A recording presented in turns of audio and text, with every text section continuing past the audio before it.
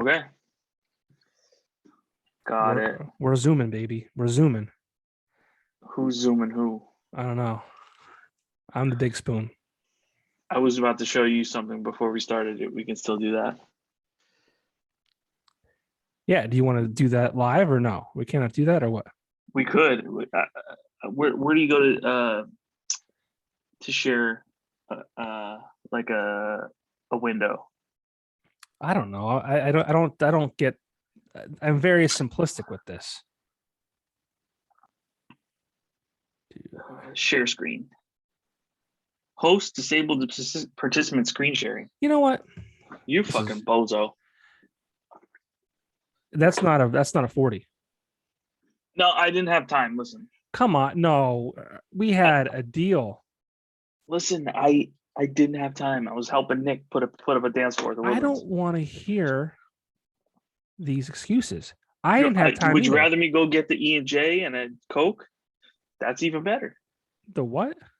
The E&J and a Coke? I don't know what you're talking about. That's because you don't know. Share screen. I don't know why you can't see it or why you can't share it. It says host disabled. You know what? This is making for bad. This is making for bad. You're gonna have to do a lot of editing. I don't edit these. Are you nuts? I don't have the talent for that. I'm not a Joe Caviston. Well, you could say that again.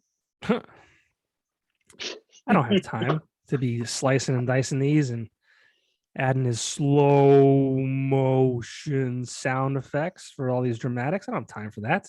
You don't have time for a lot. So what are you trying to show me? It's since I hadn't listened to the last podcast, I went and listened to it today. Which one? I actually had Nowhere Slow. Oh, okay. And I have actually video of Kester when he got home from the Emo Night 2 weeks ago. Oh, we got to figure this out. Yeah, we do. We got to figure this out. He even gave me blessing to show it. Permission? Shit. It's pretty great. I'm going to video settings. I'm going to accessibility. I'm going to all these things. Would be like, I don't know. Zoom is different. I don't know where to find that. Record video during screen sharing. Check. Yes. I don't. Why is it not allowing me to share full screen? Share all windows from an application. I don't know what that means. When I share my screen in a meeting, show all sharing options, automatically share desktop. When I share, it's in advanced sharing options. Who can share? All participants. Where's it at? Advanced? Yeah. And what advanced sharing options? Accessibility? Within the Zoom meeting, click the arrow next to share screen and select advanced sharing options. Hold on. Click share screen. There's no. Oh, okay. I think we're getting there. And there should be a thing that says yes, who can share. All participants. Oh, here we go. Yep. All right, we're good now. Who can start sharing once? Okay. All right. This is going to be good. I'm glad we did this. Thanks for Googling that. I can't believe you did not get a 40. I don't know if you watched the video I posted. I went to buy a 40 for the first time in my probably 20 years. Oh yeah. And the selection, I don't know if it was the place that I went to, but the selection there was one. Where did you go? I went to like the on Main Street in Pittston, a convenient. I thought, hey, this is an area that might do well with the 40s. Oh, why would that be? I don't know. Oh, you got Old English. This was the only one available. Old English 800. No, it's 42 it's terrible. ounces. It's terrible. Yeah, why did this for us? And then you screwed me. 42 ounces. For us. It's not even glass anymore. It's plastic. Oh yeah, some of them are like that. Yeah. So you know what? I'm not a bozo like you. Yeah, here. I will. I'll take care of that. All right. What are we doing? Where are you going? Making a run. Are you going to go to the store and get a 40? No, even better. Even better than a 40. What could be better than a 40? I'll one up you from being around the way. This might be bad. This might be real bad. It could be definitely bad. Yeah. What do you got? What is that? E&J Smirnoff? Is that what this is? No, it's brandy. Bozo. I don't. Regular brandy. The only brandy that I've ever had was blackberry brandy, probably. That's the one. That's the one. Yeah. Yes. That's the flavor brandy, but this is like real stuff, Wow. like cool people drink. The last time I bought a 40 was probably when I was in college and played Edward 40 Hands. Yeah. Legit. Duct tape. I haven't. Yeah. I haven't done that personally, but I've been around that. It's terrible. It's the worst. I would have got a Mickey's. Well, yeah, and if there were options available to me, what I should have done, I actually went to the nice convenient. The one on Main Street in Pittston downtown is very nice. If you go down a little bit near where the Momo Spa is, that's the one I should have gone to. Yeah, well, you already know. Again, I didn't have a lot of time myself, so I didn't have time to be. I didn't have time to be stopping at multiple occasions, spending all this money. Guess how much this cost? That $1.50? No, it's 2022, bro. Inflation. All right, $2.50. $2.50? No, it may have been $2.75. Yeah, all right. I forget. They used to be like $1.50. Yeah. I used to play a game at a restaurant that sold like singles. I go there for lunch years ago, and you'd see people walk in, and we play a game called "What's He Drinking?" Because you could just tell, and they would just dart to the refrigerator cases. They'd reach their hand in for the single, either the 16-ounce pounder or 40 or whatever whatever they're feeling. That was a fun game. This isn't that bad. You do it as you go along. By the time you get to the end of it, it'll be horrible though. It'll be warm. Yeah. Ugh. I mean, I had a beer once. We had a bachelor party for my buddy. His name's Dave Ermack. It was at my house. I used to live in Pringle, and we did a thing called grab bag. So we just bought terrible beer. I couldn't even remember the name of the beer. It may have just been called Ice. It was in a blue can. I don't know what it was called. I forget. But you buy just a bunch of shitty beer, and then you buy some good ones. But you put them all in a cooler, and then you put a trash bag across the top, and you cut a hole in the center. And you just luck of the draw. It's like that game on what do you call Price is Right. You put your hand in, you pull out whatever. I used to love that game. I don't watch those things. Price is Right is the best. Stop. Well, I mean, I work during the day. I don't know about you, but I'm not home at 11 o'clock watching The Price is Right. Well, it's actually on right now. If you don't, there's a prime time one. Oh, okay. Yeah. I know you work. I'm just busting. I would love to know the name of that beer though. But this video, you got this video up? You got it ready? You want to see it? I mean, we just dove right in. You didn't introduce me. You didn't do anything. I was like, are we starting the video? I didn't think you needed an introduction. DJ Hersh, a good friend of mine, the infamous DJ Hersh, I should say, wedding, what do you call it? Pumper upper. Not that, right? not anything. Wedding DJ, the party DJ. I mean, when you want the party to start, you call DJ Hersh. The pumper upper. Yeah, I guess. That's gonna stick. You watch. God, I hope not. That's as good as this fucking 40. Dude, all right, so let's preface this a little bit. Yeah, this okay. Video. So right, real quick. Well, DJ Hersh, all kidding aside. Yeah. Very well-known DJ in these parts of northeastern Pennsylvania and beyond. You travel for weddings. I mean, you're very you're sought out entertainer for weddings and things of that nature. I mean, he is the DJ for Emo Nights with Joe Caviston, who we mentioned earlier. I mean, this guy there's nothing he can't do. Jack of all But trades. we've got a lot to get through tonight. We've got Yeah. the Take a Shot segment brought to you by the V-Spot Bar in Scranton, where we encourage fans of the podcast, fans of DJ Hersh, to take their shot and ask questions. So we'll get into that too. But today is, I mean, this might not even release for another 3 or 4 weeks, to be honest with you. Okay.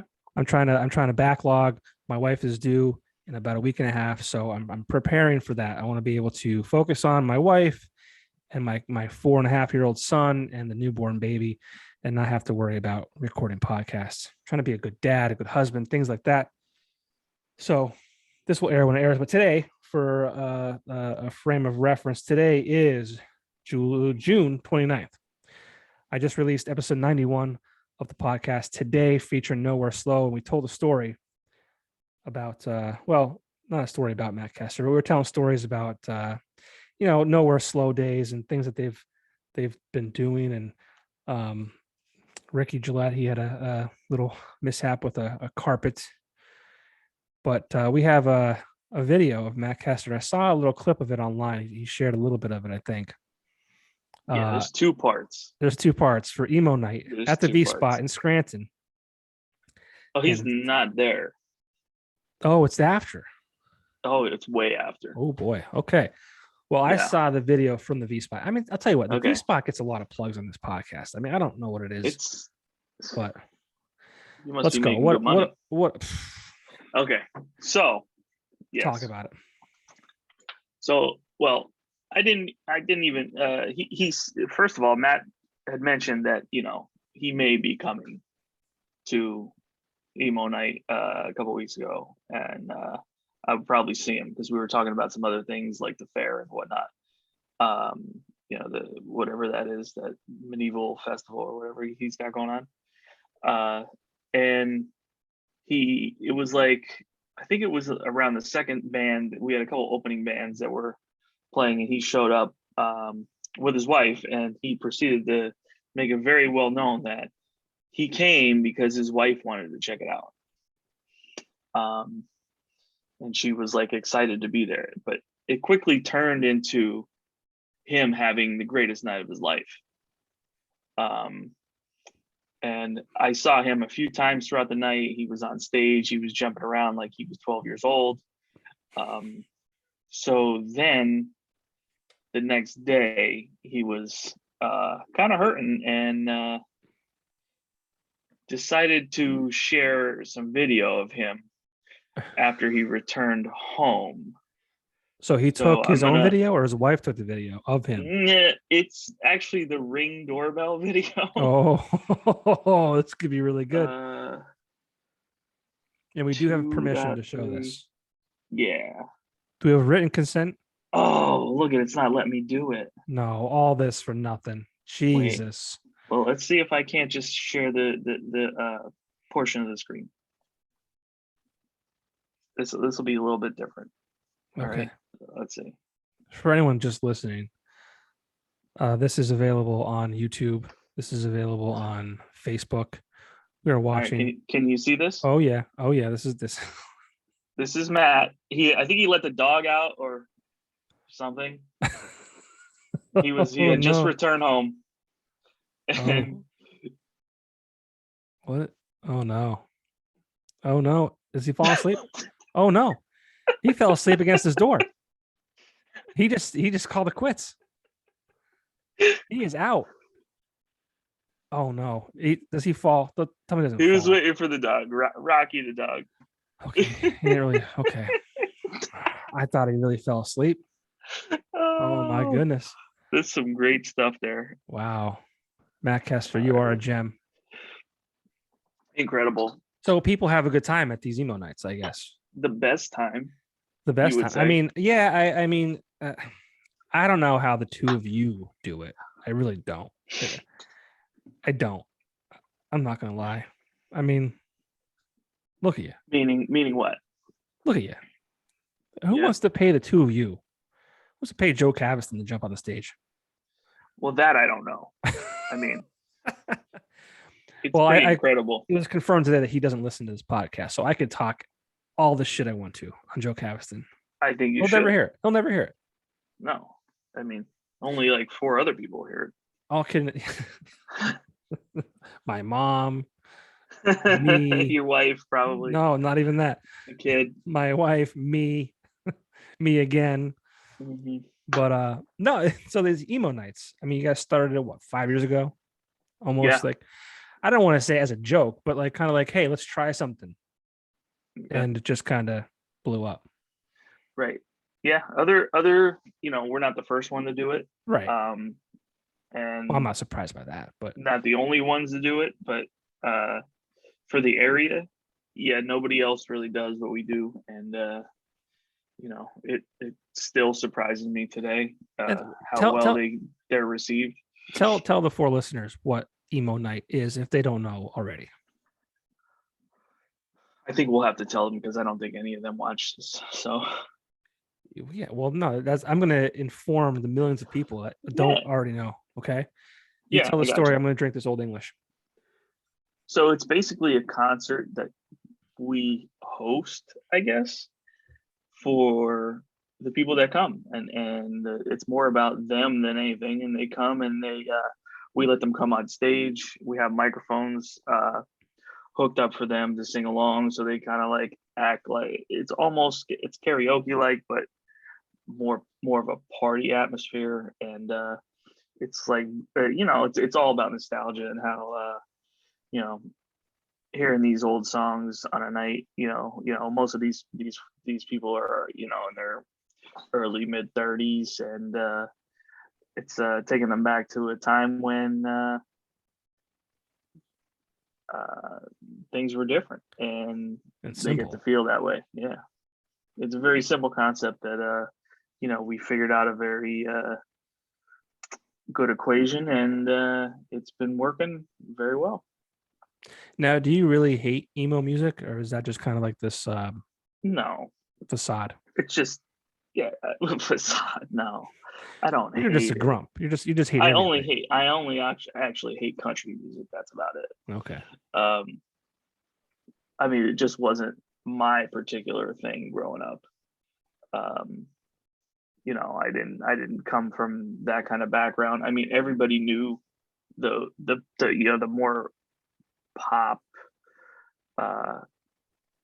punk songs and stuff like that. Like everybody knew Blink-182 and the Fall Out Boy and stuff like that. It was more the other stuff that I didn't even know of. That's all really that it was for me. And you have a bunch of shows lined up for the rest of the year, right? Oh, there's a ton. Yeah, I think we have like 6 or 7. Yeah. And I think the official name is Screaming Infidelities Emo Night. Yes. Stole that from Dashboard Confessional, I think, right? Absolutely. You know that? What do you mean? Of course I know that. How would you know that? Well, because we play the song. Oh, you listen to the songs too? Yeah. You don't just push play? No, that's not what happens. So you actually that's another part of it. Yeah. As much as I can. Did you know that I used to DJ? No, you didn't. I did. No. Swear to God. Where? When? At Liam's. And I had 2 nights at the bar. You know what I called myself? You know what my name was? Take a guess. Johnny Weekender? No. DJ Press Play. Oh God. I didn't even know that was you. Yeah. That name got out there? People knew about him? I think that was just something people said. I don't know. Yeah. I would literally and I would load up the iTunes account, and then if someone came up to me and wanted to hear a song, if I didn't have it, I would just buy it and play it. Wow, how nice of you. Yeah, right. How about it? Damn. Yeah, that's really something. It was really cool. I mean, I have a lot of respect for DJs. I think sometimes they can get a bad rap. They can be called like a jukebox or a Spotify, a glorified Spotify list or whatever it might be. Like I really and I imagine you do this too. Like when I set up those nights, I would have a playlist already set, and I would literally come in, I would push play, and kind of let it go. That's why I DJ press play, and I have no DJ talents whatsoever.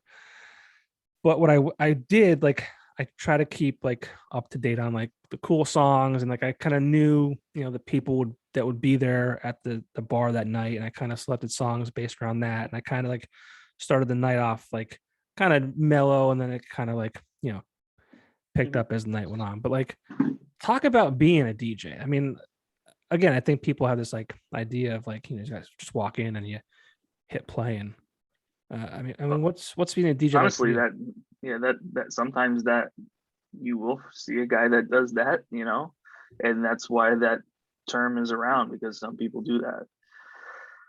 However, that's never been anything that I've been associated with. So I try to keep it in a purest form as possible, whenever possible. Like I said, when you do the emo night, there's only so much you can do DJ wise, because the people there are here to hear songs that they know, and they want to hear them how they know them. So there's not a whole lot of stuff you can do outside the box. Sometimes you can't mix songs together. You just have to wait for them to end, because there's things at the end of these songs that people want to hear. They want to hear them all the way through most of the time, and there's nothing wrong with that. It's just that's how it is for this kind of event. But otherwise, if you were to look up the I don't know, the best DJs there are, and like actual real ones, that's what I try to put forth when I am playing. I don't know if that came across right, but yeah, I'm definitely not press play guy. I'll have to bring that back when my kids get older. I'll be DJ press play again. But yeah, I mean, obviously for emo nights, you want to play what people know, and I assume even at weddings, to a degree, is somewhat similar. I'm sure you have a little bit more creative freedom at times, but when you are able to create, what does that look like? I guess you would say seamless as possible. You want to make sure everything flows together, and these songs that are after, one after another, are, like close to the same tempo and in the same key, and all of those other kind of musical things to make your ear not hurt, or to be like, oh, what happened there? The best way to put it is, if nobody notices anything that you do sometimes, that's probably really good. And the ones that actually really notice will let you know that you did something good. But it's all about making sure you please the ear. Mm-hmm. Do you have any DJs that you look up to? Oh, there's plenty. Yeah. Like who? Plenty. There's I don't know how well most of them are known. That's okay. Most of them are like smaller name guys. I have a friend that a few friends out of the Lancaster area that have been doing this stuff for a long time. DJ Image, DJ Edge, bigger, more well-known guys like Jazzy Jeff, and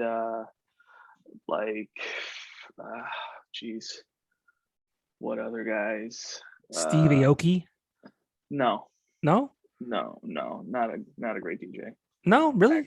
No, not even. You can't name those EDM guys. They're not really doing stuff that like an open format person does, that plays everything. They don't play everything. Oh, okay. So maybe I just don't hold them in the same realm as these other guys. Okay. Yeah. People may think that they're good or they're talented, but is it the marketing? Is that what it is? They're more, all those guys, they have actual records. They produce songs. They're more producers than they are DJs, and that comes with that. Yeah. What about DJ Paulie D? It's awful. The worst. What? It's horrendous. Like if you want to stay on the like the Stevie Aoki thing, like guys like Little John and Jermaine Dupri, or they DJ now, like now that their production career has slowed down a little bit and they don't do so much. They DJ more, but that doesn't make them really good at what they do. They know technically what to do and what kind of things to play, but they're not like amazingly talented DJs in the sense, that can do all kinds of different things. They have the fundamentals and the name is what they have. It's interesting. You say that DJ Paulie D is not a good DJ. No, but not I mean the guy. I'm sure, Jersey Shore helped, boost him to the level he's at. If there was no Jersey Shore, there'd be no DJ Paulie D. You don't think so? Not at all. No, that's interesting. Have you met DJ Paulie D? No. I feel like I feel like you would have. No, I had opportunities. Yeah, but I never met him. No. I wouldn't mind meeting Paulie D. With the situation. That's weird. Or any of those characters. You mentioned Nick before. I mean, Nick used to bring those characters to the Coliseum back in the day. Oh yeah, a bunch of them. I don't know if Paulie D played there though. Yeah, I don't know. I think Snooki was there once. Maybe. Yeah, and one of those other jabronis. I think Ronnie. Yeah, probably. Yeah. I think Snooki cried outside on the curb for a little while. Nice. That sounds about right. Yeah. I mean, it's a guilty pleasure of mine. I do like watching the Jersey Shore. I mean, I watched it when it came out in 2009.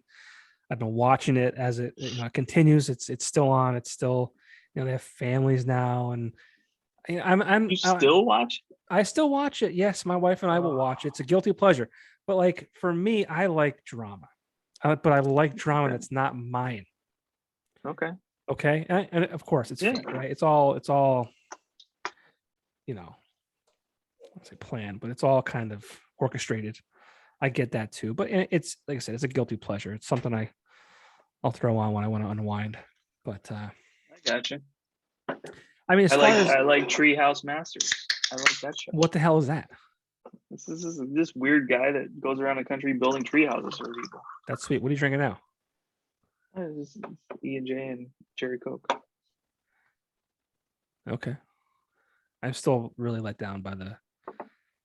I mean, I thought of all people, like you would have been all about the 40. I know, and I just flaked on it. It's my fault. I mean, I thought we were gonna have like a bonding experience right now. Instead, I'm just eating shit. We bonded plenty. But I mean, where do you get some of your? I mean, does a lot of it come naturally when you're listening to music and you say, hey, like I can mix that song with that song, and you just kind of go and try it out, or do you? I mean, I've tagged you a lot in many TikTok things. I've tagged you in videos that I mean, you're not even close to their level of talent. So I'm trying to do you a favor and tag you in them so you can kind of learn a thing or two. But like, I mean, do you go to the internet? Do you learn from other DJs and kind of like, oh, that's I watch videos and I listen to other guys' mixes all the time. I like to hear what their honestly, it's cool to hear guys from around the country do different things because different kinds of music are more popular in different areas. So I like to keep up on that and hear what guys like maybe in Atlanta do, or guys in Vegas do, or LA, or Seattle, and places like that all around the country, because it's all different. There are songs that are huge in certain regions and we have never heard them. I was in Punta Cana 2005 and we heard Gasolina. Never heard of it, like around... Well, I mean, you probably wouldn't hear it.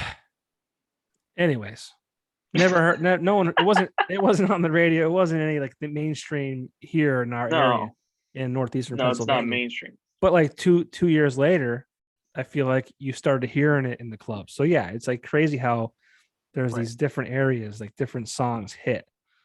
Mm-hmm. Absolutely. And I mean, like, That's cool.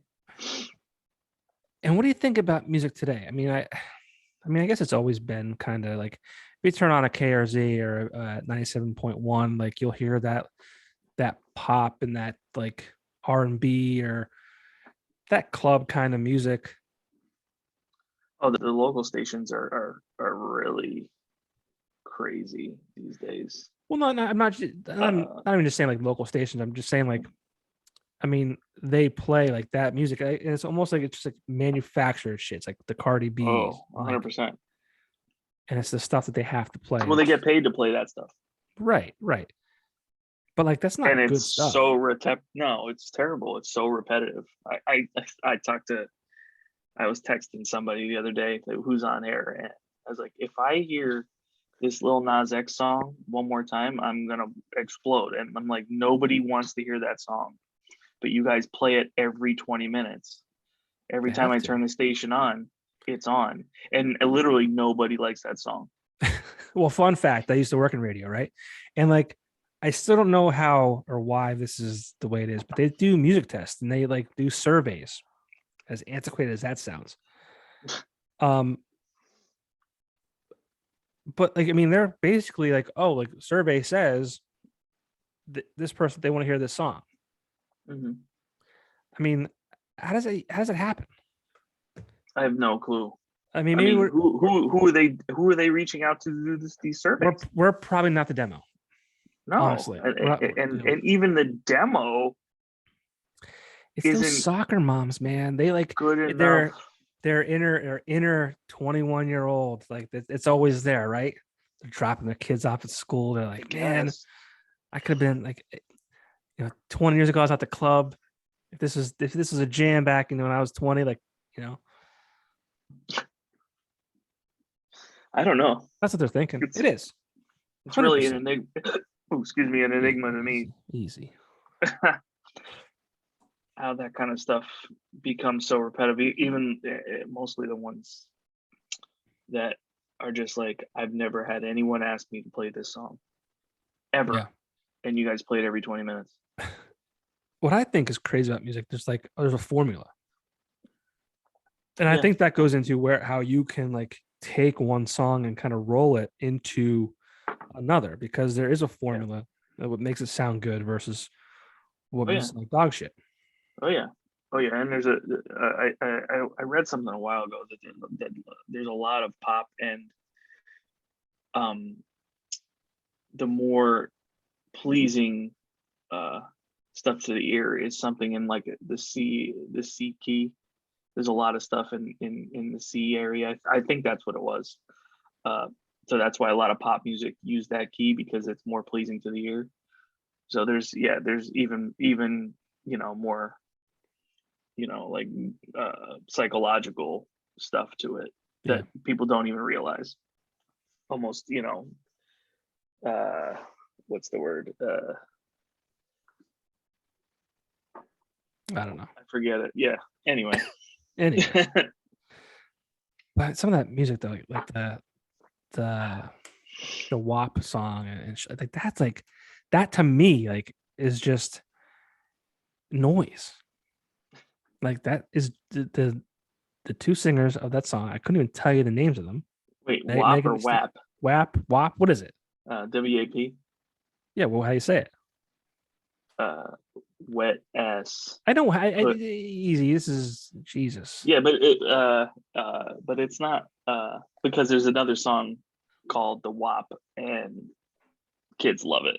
And it's totally in a different tempo and vein, but it's more of a party, and it's from years ago, and it goes over really well. Yeah. My kid wanted to listen to. I have Alexa in the car, and he said he wants to listen to the Teenage Mutant Ninja Turtles. So I told Alexa to. I told her to play the Teenage Mutant Ninja Turtles. Song? Not in the theme song. I just said the name of the show or movie or whatever, and it started playing this. It's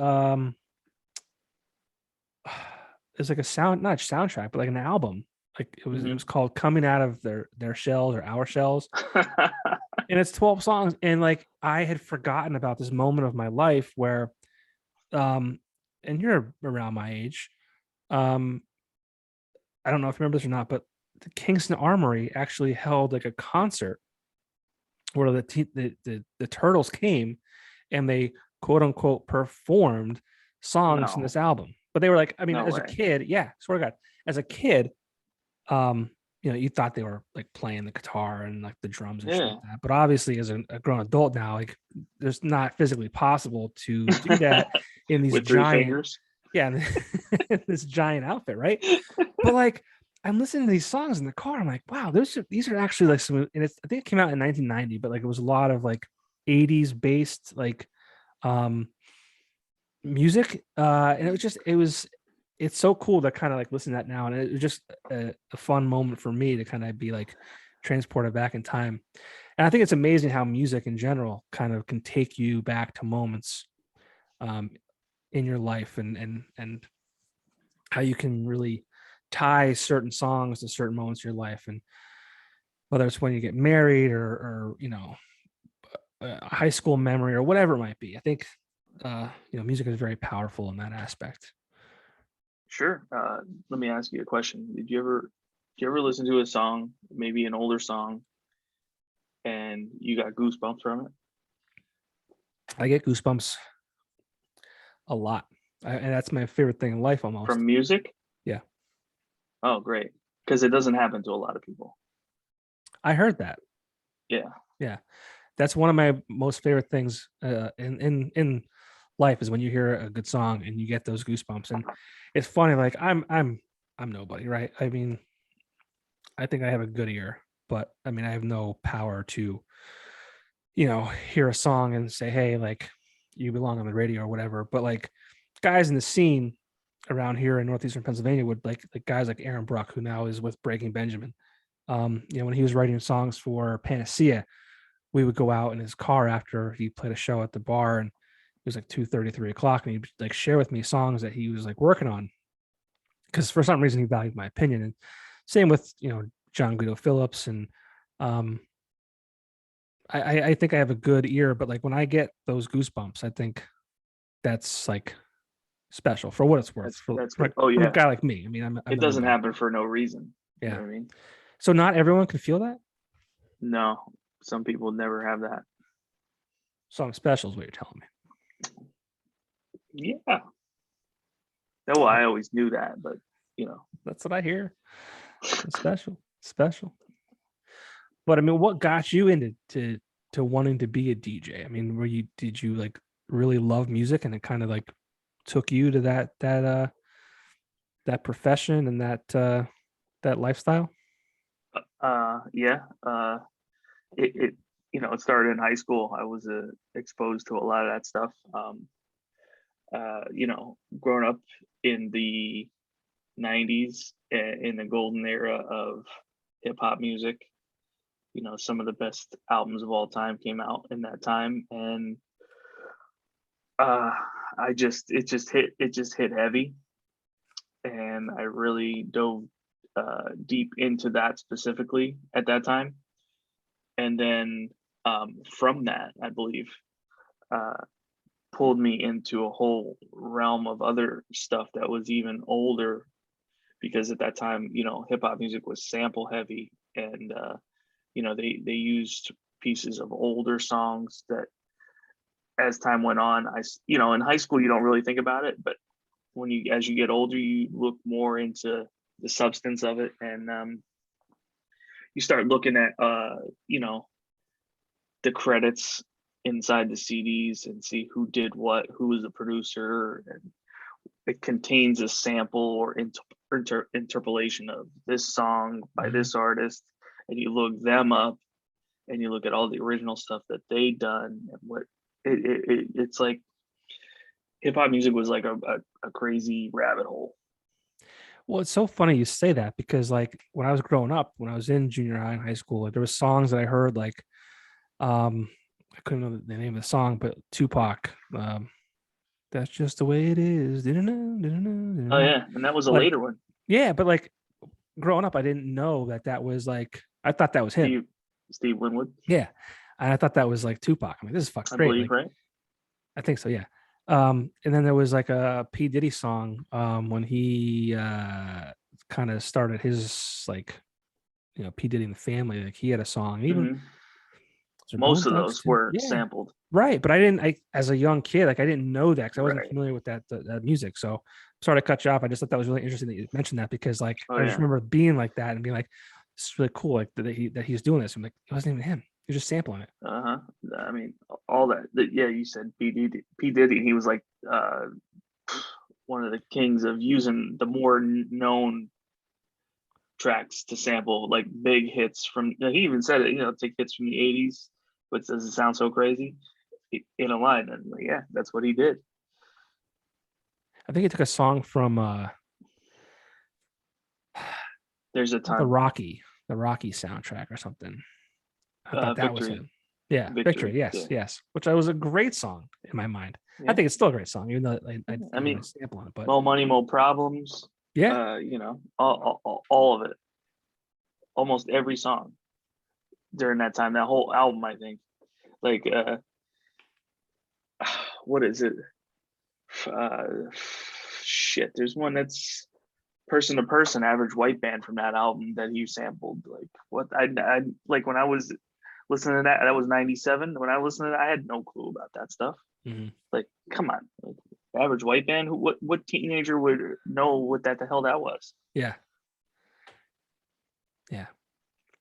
But go on about you like getting into like this being a DJ. Like I'm sorry to cut you off. I just thought that was like interesting that you said that.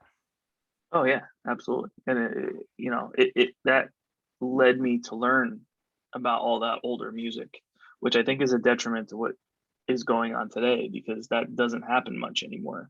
You don't hear those songs with those samples, and um, kids don't decide to learn about the older stuff and where things may have come from or originated or why it is the way it is. A lot of this stuff is just programmed in a computer now, and it's not very creative in a sense that it's reusing something in a new and exciting way. It's just very lazily done now, and like, oh, we could do this and then just put a little tip tap here, and then oh, that's cool. It's not clever is the thing. It's blatant. Could there be two sides of that though? Because I mean, if you like think about if like you're sampling a song, like are you paying respect to that artist by doing that, or is it like, oh, you're not creative enough to do something for yourself, so you need help from this artist? All right, let me give it to you this way. Give it to me. Here's the real answer to that question.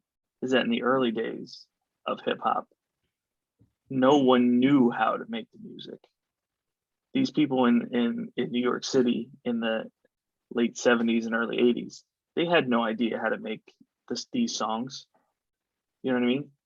So they took pieces of songs that they did know and used them to make something new in a way that they figured out. Now you can make anything on a computer without even trying. It'll do it for you. You're like, oh, I need a 4/4 beat at this tempo. You push a button and it'll put it right in for you. You don't even have to push more than one button. Hmm. But back then, you had to literally figure it out and say, oh, all right, well, a piece of this record has only drums.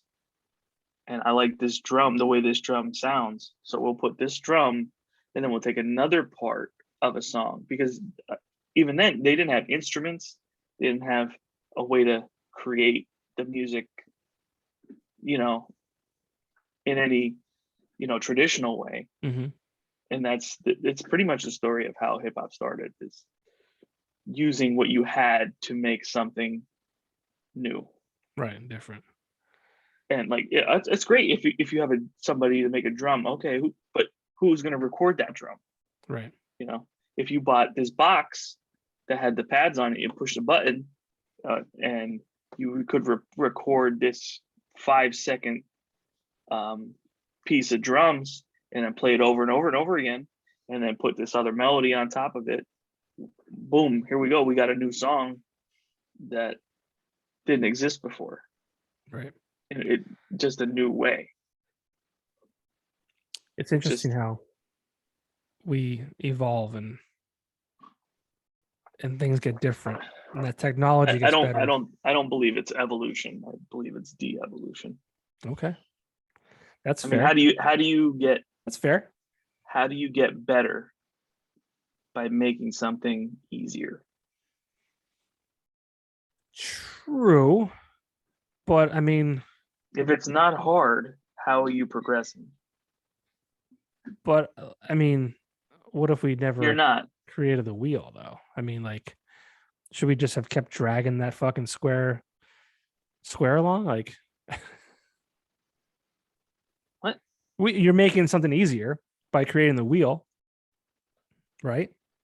Okay. You're making something. What I'm saying is like you're making something easier. So like, I mean, I understand what you're saying, but also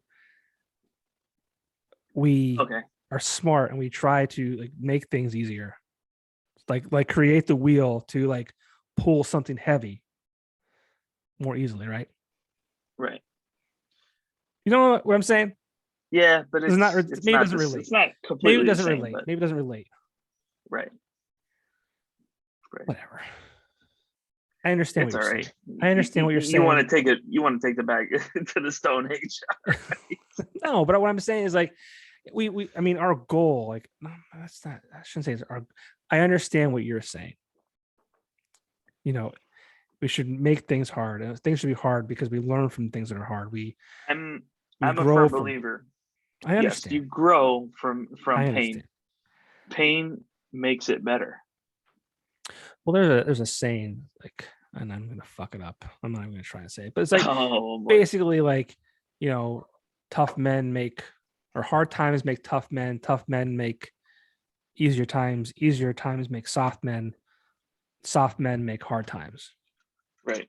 Kind of like this circle. Like, sure. So I understand what you're saying. I just like, but I was just trying to throw it back at you. Like, well, what if we just like, oh, well, let's just keep doing this because like, let's do this thing harder because it'll make us stronger because we have to pull it more as opposed to creating the wheel to make our lives easier. Was what I was getting at. Like, so like, how do we? But it became easier, but did it become better? Well, I mean, we can get into a whole different discussion. Right. It's very philosophical. I got a lot of issues with that. Like, I'm a firm believer. If like when the guys ask me, younger guys ask me, like, I want to get into DJing, I want to learn, I want to this. What should I do? And one of the first things I tell them is, like, first of all, you should learn the basics on the worst piece of equipment you can find, the least evolved piece of equipment you can find, because if you can do it well with that, everything else will become cake. Sure, that makes sense. So I'm like, if it were me telling a kid, get turntables and records and learn how to do it with your ears before you look at a computer screen with the lines and you can see what lines up and how the beats match and all this. You don't want to do that. You want to learn by listening, because that's what it's all about first. You want to learn on the least common denominator. Whatever is the hardest way to learn should be the way you start. I can agree with that. Okay. To an extent. For sure. Especially in, you know, the life of a DJ, for sure. That makes, I mean, 100% sense. Don't get me wrong. But I have like, so you know, my kid's 4.5 and he's playing t-ball but I'm friends with parents who have older kids and you know, playing sports, and maybe you can relate to this as I mean, you're a father, and But like when we grew up, the coach pulled out a bat bag full of bats and full of 5 helmets, and that's what we had. And you would make do. Like if the bat that was in the bag was too heavy for you, you would choke up. Like and you worked with what you had. Now every kid has their own bat, their own helmet. They play the same sport year round. They do travel ball, and they have like coaches outside of like the leagues that they're in. It's so it's like, do you Same thing. Right, but do you say, hey, like Jimmy, like here's this bat that's too heavy for you, learn how to deal with it? Or do we Yes. do we give you a piece of equipment that makes more sense for you, is more tailored to you, and you get better with something because eventually when you get to that next level, you're going to have that that's something that's tailored to you. Right. But if you start out with the harder way, I agree. Everything else will be easier. I agree. It's like if you went outside with a handle from a broom and tried to hit a ball with that, right? If you kept doing that, hitting a ball with a why do you think the bat. Cubans are so good at baseball? I understand, because that's all they have. But it's all crazy. Like, what are we doing? And how to we're making it worse is what we're doing. Are we though? Are we? Yes. I mean, I agree, and I also you're falling into the trap. I don't know. You really are. I don't know. But wait, you are. I don't know if I'm falling into the trap. No, it's because that's what everybody else is doing. That's the problem. It's our fault. Yeah, it's our own fault. It's what everybody else is doing, and I'm guilty of it too. Trust me. That's what I'm saying. Like, I don't want to do it. I'm mad about doing it, but right, I do it, and I make sure it's known that I'm not happy about it. Well, here's the thing. I say this a lot. I remember before my son was even born, I was driving down Main Street in Pittston, and it was like 3 weeks before Halloween. Trunk or treat here, trunk or treat there.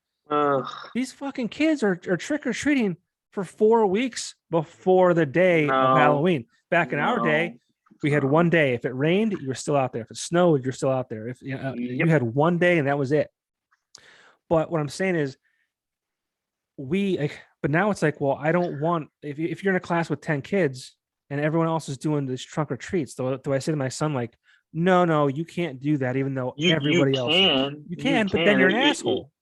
No, listen here, like we're going way outside the realm, but I'm gonna tell you this: if you look at the guys that are in charge of all this stuff, like let's take the technology guys, like, and you want to look at like Zuckerberg and this guy and that guy and whoever, they don't let their kids have an iPhone. They don't let their kids have this, that, and the other thing because they know it's bad. And they are not allowing it. Right? That's an extreme, okay. What do you call it? But they do that. They do that, and they can afford to do that because who's going to mess with them? But everybody else is stuck in the pipeline, stuck in the system. So as much as you try to resist the system, you're still a part of it.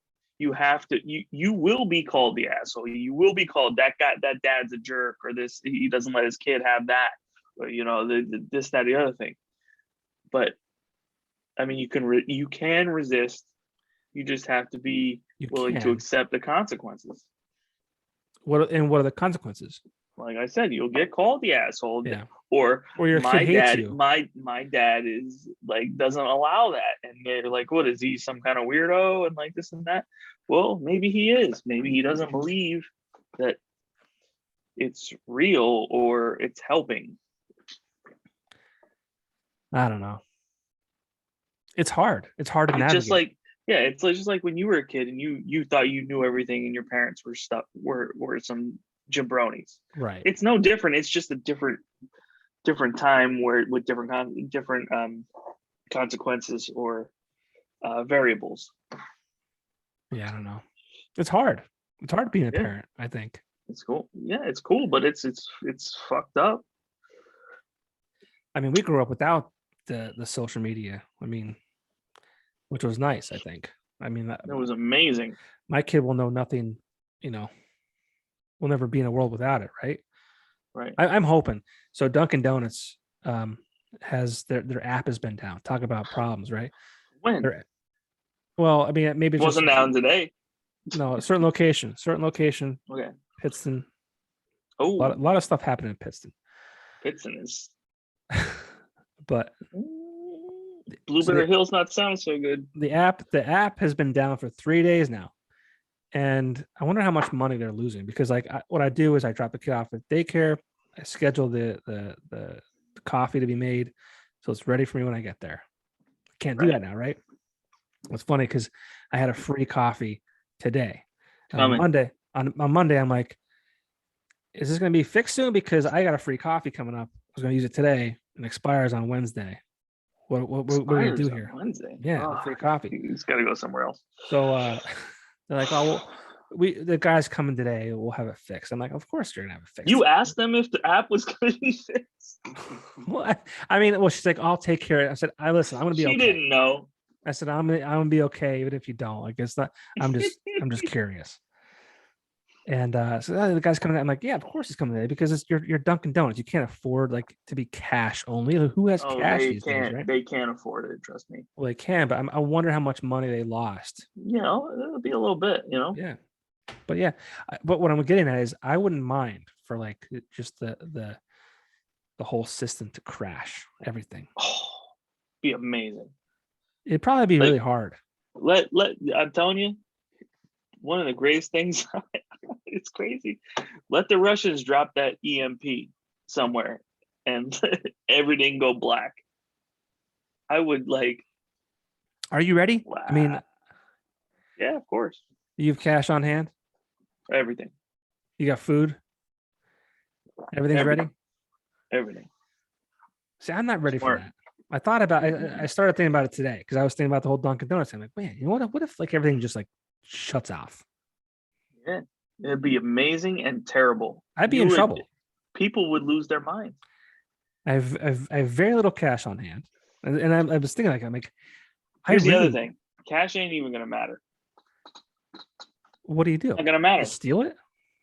No, like if things go really bad, cash don't matter. It's the things that you have on hand, not the cash. Like guns? No, it could be anything. Anything. Like, oh, what happens if you like know? A spear? Anything. It could be anything.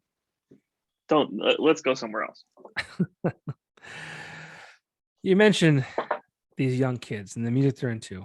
I don't understand how it works. You're like a 45-year-old DJ playing to college kids. How does that work? I mean, college kids are a little different. Yeah. So what does that world look like? You're gonna need to know. You're gonna need to know the most popular 20 songs there is, right? You're gonna need that. How do you do that? I mean, what do you follow a playlist on Spotify? Because I know you're not. There's a little bit on the radio. A lot of times I look at Billboard. Okay. I was because that's a countrywide thing. So there's that, but there's more to it than just that. By the way, is that behind you is that a Steam Time Music Award on the shelf there? What? Behind you is that a Steam Time Music Award? Oh, there's several. Oh, because I have some back here too. Just so you know. I'm an award-winning. They're in the dark. I'm an award-winning podcaster. I'm an award-winning radio host.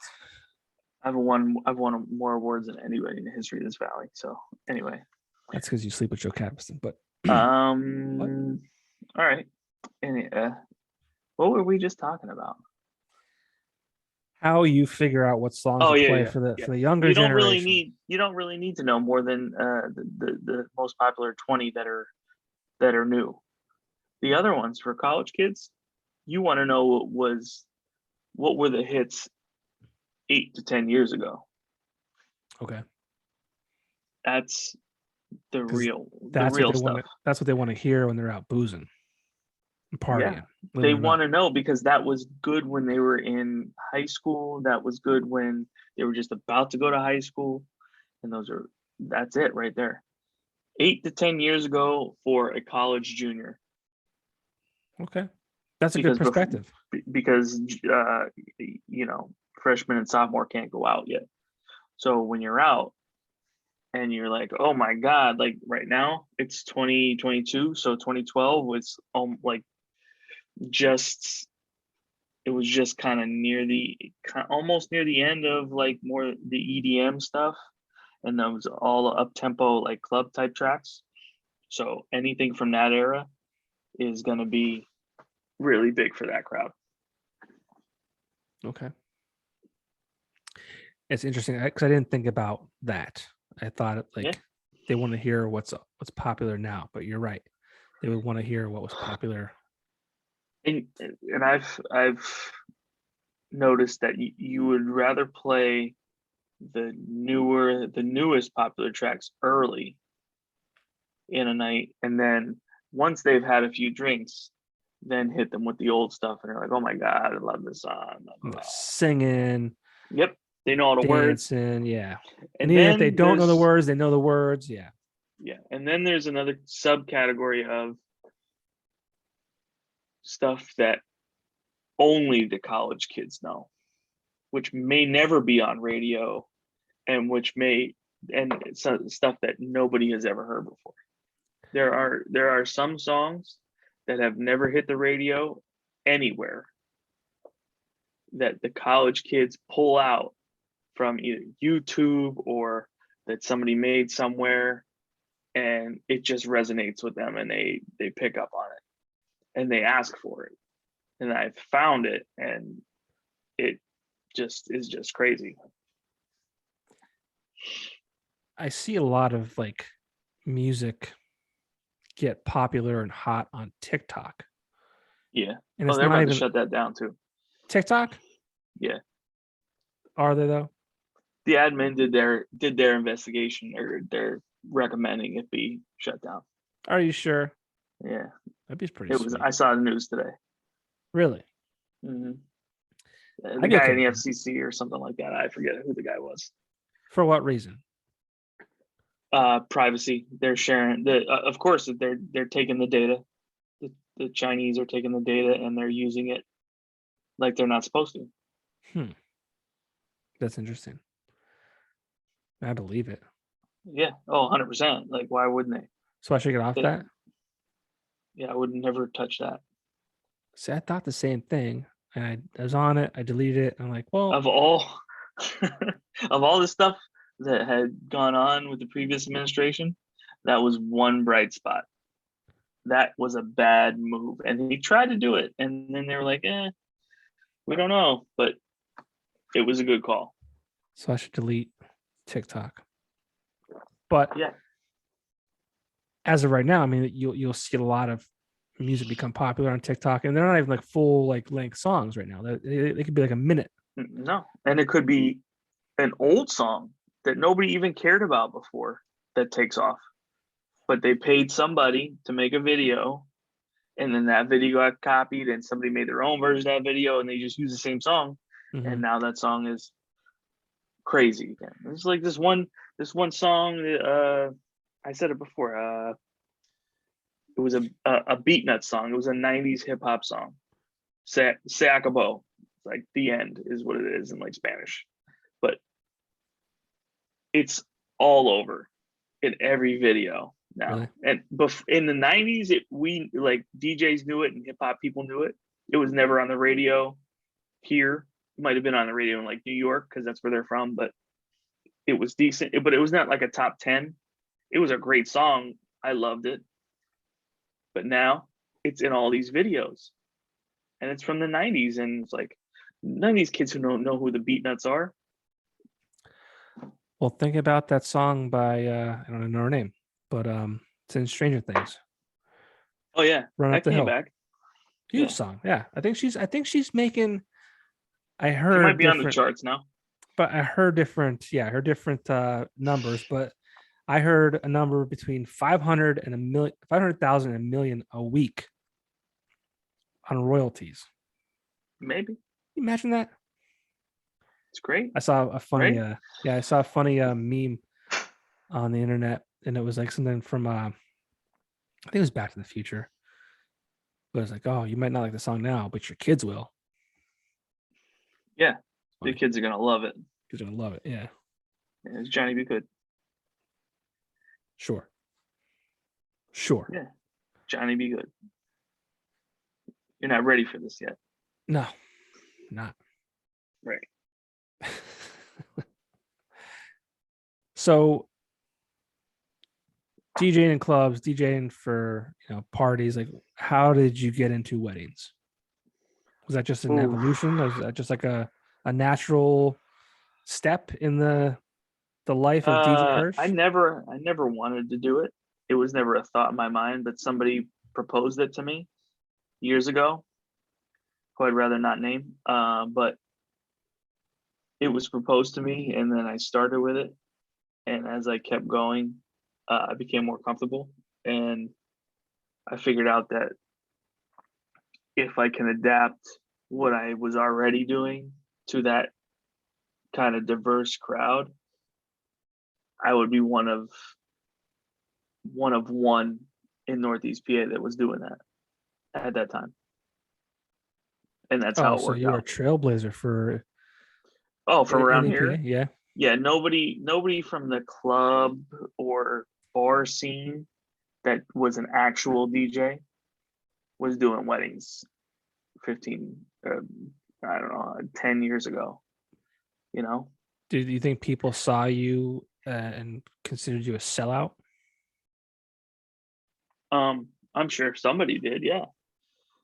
But once you be like, oh well, I'm getting paid 5 times as much to do a wedding that you're doing this bar for, Right. then the tune changes. Sure. You're like, oh, whew, maybe that's not such a bad idea. No pun And intended. now all kinds of guys do that all over the place. Well, sure. Do you think you got any flack,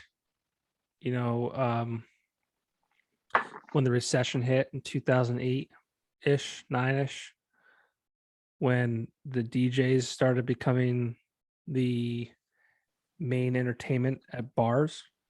And then Yes. kind There was a lot of resentment. Yeah.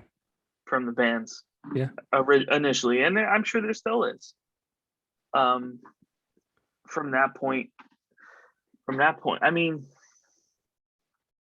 and it was honestly probably because of guys like me that actually knew what they were doing and not the typical, wedding DJ, that we could actually do a really good job at this and we wouldn't be stuck to a certain playlist. Right. Because it's not easy for a band to do a wedding and hit all those different areas. That's just funny how like something like that could change the dynamic and change the entertainment scene. Oh yeah. Like that. It's just wild. And for anyone like listening that doesn't understand or know, when the recession hit, like before that, bands in the bar scene and bands in clubs were very popular, but you're paying a band a price, and their price is based on the length of time they're playing, the amount of guys in the band, and it could be significantly greater than paying one person, It like a still DJ. is. Yeah, still is, but Mm-hmm. they started looking at their expenses and saying, okay, well, I can't afford a 5-piece full band playing cover songs, but I can afford one guy who's playing those same songs, note for note, the actual songs, for half the price. So it's like, it's just crazy. Try a quarter of the price sometimes. Well, whatever. I was giving you the benefit. And if we're talking about actual wedding guys that were doing it before, probably a sixth of the price. They were press and play. You want to go down to it? Yeah, that's what I mean. I was doing it for free drinks. Overpaid. Maybe $100. I don't know. I forget. Oh, sure, of course. I'm not denying that. I'm not denying that at all. But I mean, like one thing, and I've done one wedding with you. You kindly asked me to do another one with you this year. I mean, I think weddings are like, even as a guest for me. I mean, I'm married, and that was the greatest day of my life, right? Not because of the DJ I had there, who I won't mention, DJ Hersh. No, you were a great DJ for the day. Sandstorm. That's all I needed. That's all I needed from me. I actually got a text from someone the other day saying, "Hey, I'm at this event and Sandstorm is playing." People just know me like as the guy who loves Sandstorm. But what was I saying? Oh, it was weddings. Like for me as a guest, and then the one that I did with you was very fucking weird. That was the most bizarre. I mean, I didn't know what to expect because it was my first time. But no, that was definitely an outlier. That was a weird day. Oh. But as someone who's been in a lot of weddings and a guest at a lot of weddings, what a great day. I mean, like that's the happiest moment of some people's lives, right?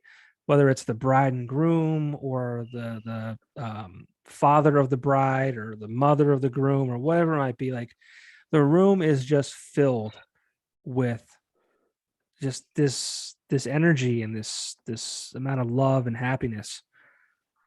I mean, do you kind of feed off that? Are weddings is fun for you to be a part of? Like, as it would be for a guest, or is that stressful because you're like, oh man, I gotta make sure like these songs hit. I gotta make sure that they're having a good time, and if they're not, what am I gonna do? Like, what's that like? It's for me, it's more or less the latter. You do get the energy. You do feel what everything is going on. But me personally, I'm worried about how good a time the bride and groom are having, and making sure first and foremost they're happy, and then also how everybody else is feeling. Like I said, they're paying a lot of money for that day, and that's pressure. You don't want to have a bad day, right? Like sometimes it's unavoidable. It's the guests, it's something at the venue, it's some other variable that you could never account for. you know um there's so many different things that can go wrong, and I've seen a lot of them. And you're just hoping that you have a good crowd that wants to have fun. As long as the people there want to have fun, it'll be a good night. Sometimes there's people there that go there because they were invited and they want to eat the dinner and they want to go home. It happens. There's a certain percentage at every single wedding where that happens. But you're trying to maximize every moment of that, and you really want it to go well. Some guys don't, like, hey, I'm getting paid. People don't want to dance, whatever. I don't feel like that. I will do everything I can to make sure that works out in the best possible way. Like it hurts me if it's not going well. Like some people just don't care, whatever. Like if there's not a good party, I don't feel good. Yeah. And there's sometimes you can't avoid it. That's kind of how it was when that wedding we did. It's like, we want to do the bouquet toss. Like let's go. And somebody was out in the field somewhere. I don't know where did they go. We like I don't know. Oh, what a I've done weddings where the bride was an hour late. Yeah. Like where's she at? I was going to ask you, what is the craziest like experience you've had at a wedding, whether it be the bride being late or just like someone yelling at you or whatever it might be. There's been a couple. Like there was one this spring on a real hot day where the bride just did not feel good because it was so hot. And I was ready to get things going and do introductions. It was like the bride went and had to lay down because she did not feel good. I'm like, oh, okay. And it was a small wedding in a small venue with a cash bar. And I was like, oh boy, how is this going to go? Right. And it ended up going as good as it could have. But you're like, oh, what is this? This is not looking good. You know, there's other ones where, you know, people, you know, are there and they're like, want you to do certain things and like, oh, play this old kind of music or this kind of thing. And they're like, well, the bride and groom don't want that kind of thing. And they get like, man, we didn't have a great time in that wedding you did. And I'm like, well, it wasn't for you, you know, Right. like stuff like that happens, you know, there's no way to get around it. Yeah. I don't know. There was, like I said, there was weddings where we couldn't even start the ceremony because the bride is 45 minutes, hour late. Like, what happened? Well, we don't know. She was like trying to get something, or this thing, somebody didn't show up, or I don't know. So everything gets pushed back. Like, you just have to figure it out. I remember there's this time you text me, you're like, what do you know about this girl? I'm like, I don't know. I think she's getting married soon. You're like, yeah, I'm doing the wedding. And like, she just kind of ghosted me. That wedding never went through. I think she's married now, but somebody else. Oh boy. That's weird. Weddings are weird too. I mean, like relationships in general are weird, but there's been weddings that I've done, you know, and then 2-3 years, you know, they got divorced. Yeah. I'm like, hey, it's part of life. I mean, what happens, man? I mean, through COVID, obviously, I don't want to talk about too much because I feel like we're finally past it. But I mean, like, how did your life change, and how did that affect your income and your jobs and all that kind of stuff? Like, how did COVID affect weddings? Well, it created a huge backlog. Pretty much for me, it was cancellations and reschedules, which were hard. The cancellations are one thing because you're only losing money once. A reschedule would mean you didn't get to do the wedding this year, so we're doing it next year, and then you can't take another one next year. So you kind of lose almost double. Right. You know what I mean? Almost. Yeah, for sure. Not really, but kind of, yeah. Kind of, because you would have been paid in 2020, and then you would have booked that date again in 2021 or 2022. Right. But now the date from 2020 is now in 2022 or whatever the case might be. And yeah, I get it. Yeah. Yeah. That was the bigger issue. It was like, oh, we're not gonna do it. We're just gonna go to the courthouse or whatever. Okay, cool. Like, and fortunately, I had less total cancellations. And another thing was, it was in a situation where, you know, I didn't have to refund a whole lot of people, even though some people were like, all right, well, we paid the whole thing early, but it's not going to happen. And then, you know, you refund and you try to do everything you can because it's once in however a millennium, I guess, situation. Let's hope. Yeah. So you do whatever you can to make things right, you know, morally, right, or ethically, however you want to state it. Both, yeah. And then you're like, okay, you know, this is unprecedented. Let's deal with it, you know. Mm-hmm.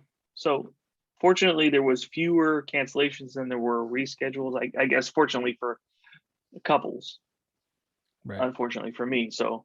Like 2021 was kind of rough, where we started coming back and shit got squished in however it could. So there was weddings on Fridays, there's weddings on Sundays, and it just got, compressed. But now everything's kind of catching up. Yeah, I heard of weddings like on Mondays now too. Like, it's funny how a pandemic, it's not funny, it's amazing how a pandemic and things like this like can change and alter like traditions almost. Like traditionally weddings are from, April through October. Now, and it's like, Friday to Sunday or Friday and Saturday. Now it's okay. We're going to inch into Sundays and maybe even Mondays. I don't know. Like that could be weird, but yeah, that's crazy.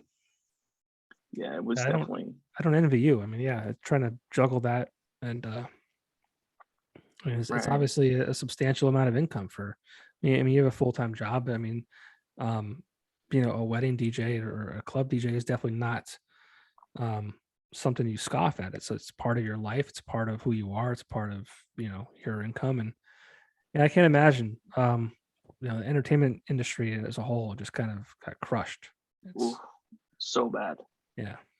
Fortunately, there, I was able to get some assistance. It's good. From a couple programs, so it wasn't super detrimental to me or income wise, you know what I mean? But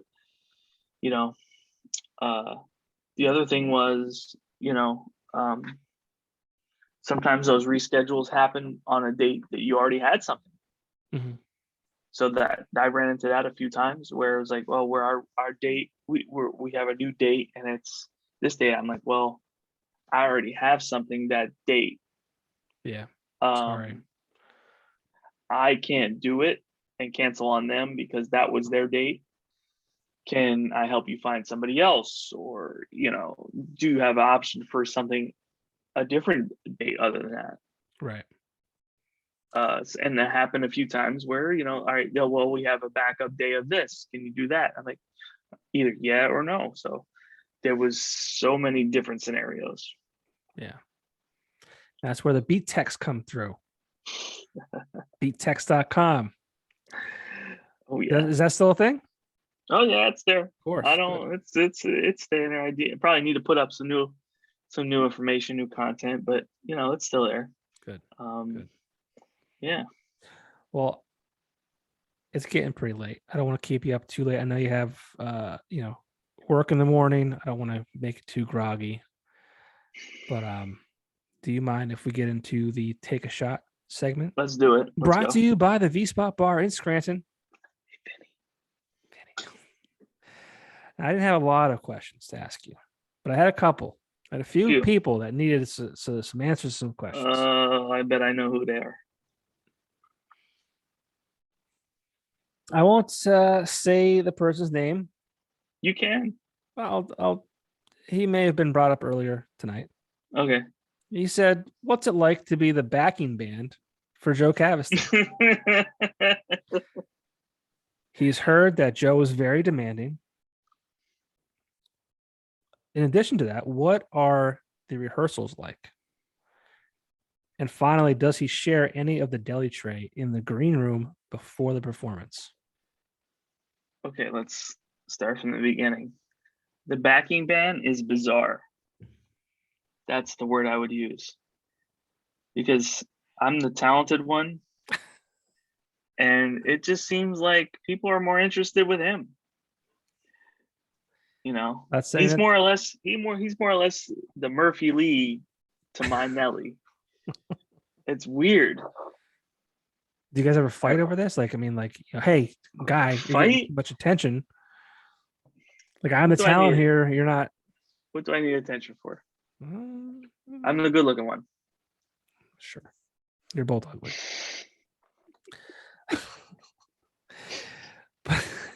What was the second part? He said three parts of that. Yeah, he heard that that Joe is very demanding. And what are the rehearsals like? I don't ever need to rehearse because I'm amazing. Joe always eats everything on the deli tray. That's how you stay so skinny, right? I'm like, oh, here, you take all the pastrami. Take the pastrami. Yeah. Joe Caviston. asks. He just asks why. Just why? Why? He said why. Because I like you. I said to him, dude, you can do better than that. And he said, let me have my coffee first. I'll send you some zingers. Joe Caviston sent 0 zingers. I was like, this is all you got? Of course.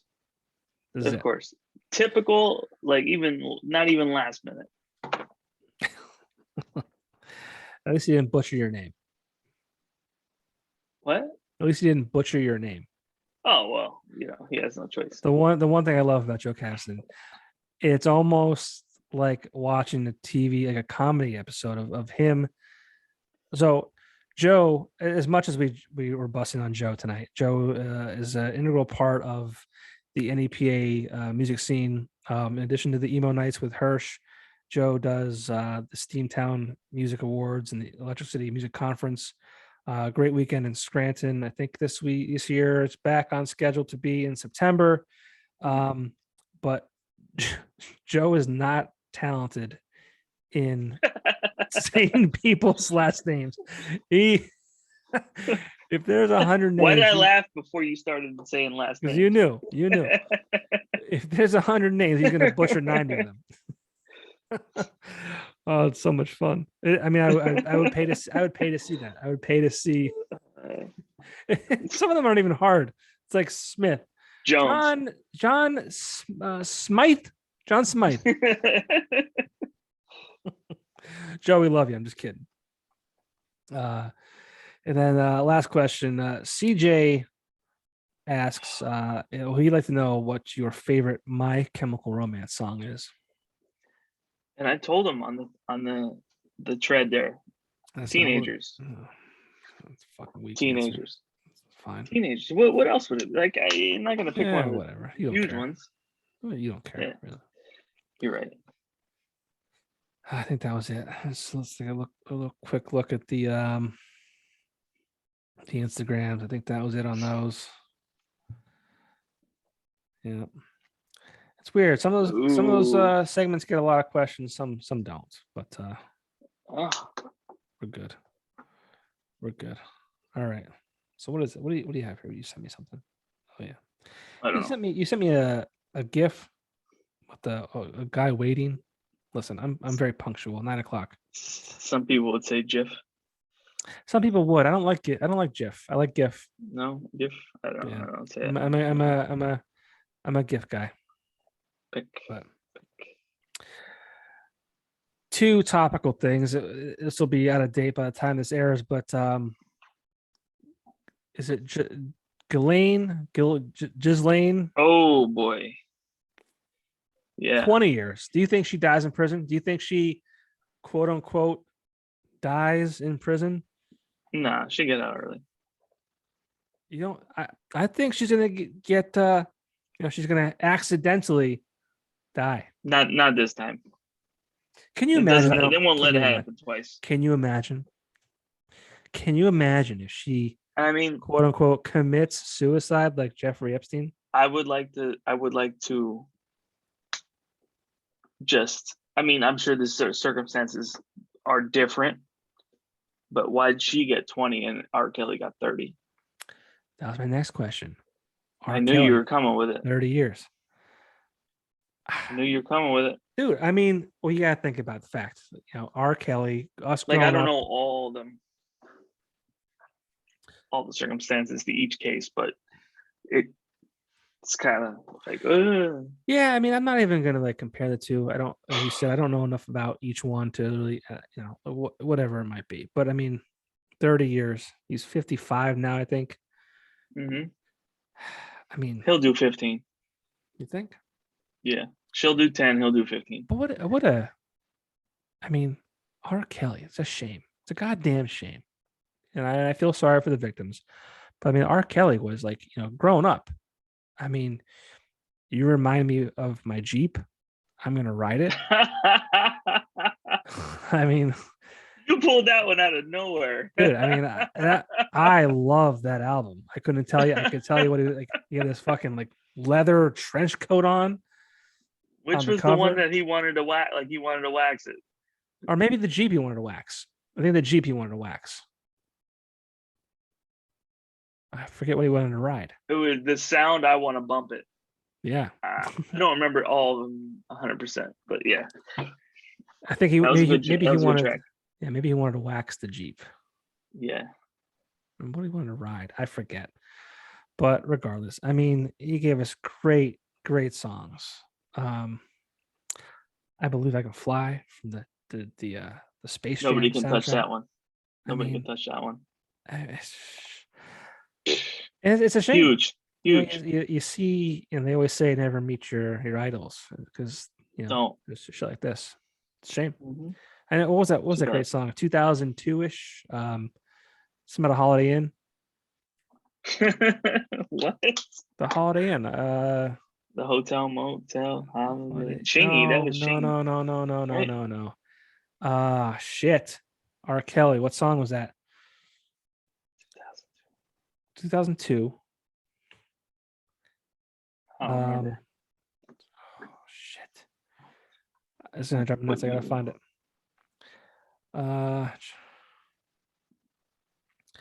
Bounce, bounce, bounce. Ignition. Oh yeah. Ignition. So I'm drunk. It's the freaking weekend, baby. Maybe it was in Holiday Inn. Whatever. I think he says Holiday Inn somewhere in there. I recently was turned on to. He's got a song called Real Talk. Google it. That one. Go to YouTube after we're done here. Real Talk, R. Kelly. It's fucking phenomenal. But well, my friend, it is getting late. Yes, sir. It has been fun. You're pretty spot on an hour and a half. Is that what I said it was going to be? I don't didn't say it, but that's what it was. I don't have a timeline. It goes as long as it goes. But I'll tell you what. Either I have become a much better interviewer, or you have just really relaxed in your old age, because this is the third interview we've done. We did one for the NAPA Scene podcast, like 2018. We did one in 2020, mid-pandemic. And to this day, I've said that you were my hardest interview, rather. You're not easy to get information from. But tonight, you kind of gave it up. And I don't know if I just asked the right questions and I did the thing I should do. Or like I said, you're just loosening up in your old age. You're kind of like letting things go easier. You're not. I think you've become a much better interviewer. I hope so. I think we're gonna put it on you. All right, I'll take it. But I feel like you've just lightened up a bit. You're less like closed off. The less you think about things, the easier it is. There you go. You're getting old. That's it. We're getting old. E.